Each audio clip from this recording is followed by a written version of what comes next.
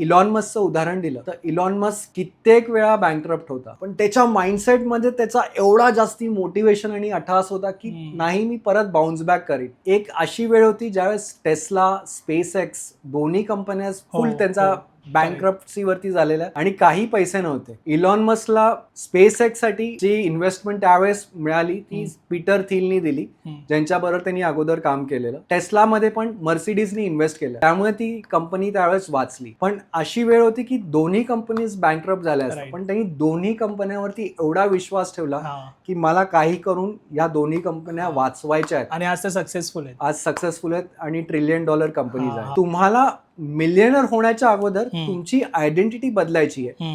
तुम्ही तुमच्या मनामध्ये जी तुमची प्रतिमा आहे ती तुम्हाला स्वतःची प्रतिमा बदलायची. तुम्ही जर म्हणता की मी मिलियनियर झालो आहे तर तुम्ही स्वतःची ओळख अशी ठेवा की मी मिलियनियर सारखा वागतोय, म्हणजे मी माझं माइंडसेटच वेगळं आहे. तुम्ही स्वतःची फ्रिक्वेन्सी चेंज करता, त्या लेवलच्या थिंकिंगला आणताय. मी म्हणता की मिलियनियर कसं वागेल तसं मी वागायला लागेल. बरोबर. आणि तुम्ही एक तुमची इमोशनल फ्रिक्वेन्सी तुमची वाढवताय, एका अशा फ्रिक्वेन्सीमध्ये जाताय ज्याच्यामध्ये तुम्ही कुठले पण चॅलेंजेस, प्रॉब्लेम्स आले तरी तुम्ही म्हणाल की ही एक अपॉर्च्युनिटी आहे माझ्यासाठी, एक संधी आहे, त्याला मी कन्वर्ट करून त्याचे मी कसे जास्ती पैसे कमवू शकेन, त्यातून मी लोकांना काय व्हॅल्यू देऊ शकेन. ओके.